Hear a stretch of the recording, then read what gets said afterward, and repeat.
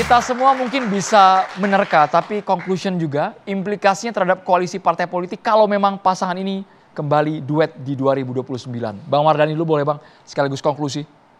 Ya itu haknya Pak Prabowo yang menentukan nanti presiden. Dan Pak Prabowo punya berdasarkan tren 1 tahun ini peluang beliau di 2029 maju lagi besar. Walaupun 4 tahun ke depan kita akan lihat ya. Tetapi apapun maka ini sehat. Kalau Pak Prabowo dengan Mas Gibran berprestasi, maka siapapun yang ingin melawan atau melirik Prabowo agar jadi orang nomor 2-nya harus bekerja keras untuk menunjukkan kita lebih baik kok ketimbang Mas Gibran. Kita lebih punya solusi kok, kita lebih punya kekuatan politik kok. Itu yang akan menentukan. Jadi bukan Prabowo, bukan Gibran yang menentukan, tiap partai politik menentukan diri sendiri untuk berprestasi lebih baik lagi. Bang Norman. Kalau kami sederhana ya, 2 periode ini sebenarnya menjaga program-program pembangunan. Seperti korupsi, ini harus kita berantas, kita dorong sama-sama. Terus ketahanan pangan, terus apa lagi, makan bergizi, terus pengangguran. Ya, bahwa masa depan kita ini anak-anak muda semua. Jadi kita nggak takut ya dikritik dan segala macam. Silakan kritik Pak Jokowi kayak apa itu, bukan dikritik, diinang, dicaci maki biasa-biasa aja. Pak Prabowo juga sudah mulai dikritik, biasa nggak ada masalah. Jadi kita nggak usah alergi dengan Gibran. Ya wah kita takut, nggak usah takut. Gibran itu cermin masa depan anak-anak muda. Ya, karena yang akan datang tuh anak muda semua yang megang pimpinan ini. Itu dari saya. Oke. Bang Andreas.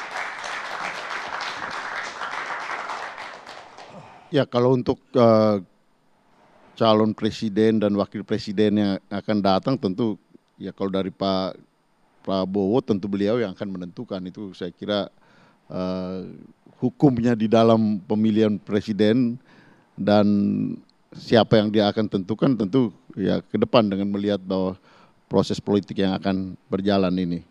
Soal orang mau ngomong apa saja sekarang dan berwacana itu ya biasa aja di dalam proses politik. Dan ya sekarang ini ada orang yang menyatakan terlalu awal, terlalu cepat.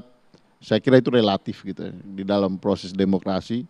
Tetapi tentu rakyat akan melihat gitu. Dan anak-anak muda ini mereka tentu mempunyai kacamata dari sudut pandang mereka sendiri. Mas Lutfi. Oke. Kalau bicara 2029 tentu saya berharap sekali sebetulnya Pak Gibran ataupun anak muda lainnya, kalau misalnya tadi ada narasi soal anak muda, saya berharap ada perdebatan soal ide, gagasan gitu. Tadi soal pengangguran, gimana jalan keluarnya dan sebagainya. Bukan soal narasi-narasi lain. Nah ini yang menurut saya agak mengkhawatirkan. Okay.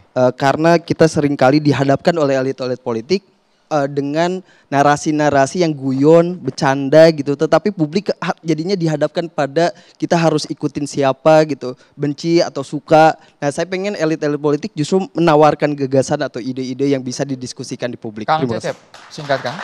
Oke, jadi fenomena Jokowi yang mencalonkan, declare ya Prabowo Gibran, itu sebenarnya kita maknai ya bahwa demokrasi Indonesia ini dalam derajat tertentu masih dikendalikan oleh elit. Itu yang pertama. Sehingga kemudian kalau kita bicara harapannya yang tentu pertama aja Kang ya nilai-nilai demokrasi ini jangan sampai tercerabut. Okay. Karena nilai demokrasi tetap harus tumbuh dan anak-anak muda yang hadir di ruangan ini itu perlu menjadi virus kebaikan ke teman-teman yang lainnya. Kang Adi Armando. Ya. Saya rasa sebetulnya Pak Jokowi cuma ingin bilang bahwa kita jangan berantem terus lah ya. Kita bersatu.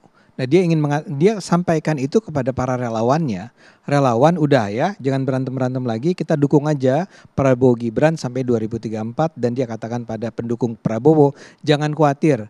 Dan kita betul-betul berharap bahwa memang dalam 5 tahun ke depan, udahlah kita selesaikanlah persoalan permusuhan antar fraksi-fraksi, antar partai, antar manusia-manusia ini. Kita betul-betul bersatu bersama demi Indonesia dan Anda semua adalah orang-orang yang akan nantinya mudah-mudahan bisa menikmati kesejahteraan. Terima kasih Mas Ade. Kita tidak ingin sekedar wacana, tapi kerja nyata yang kita tunggu dari para eksekutif di negeri ini. Terima kasih banyak kepada BHS, teman-teman dari Mustopo Beragama. Terima kasih dari UIN Syarif Hidayatullah Jakarta.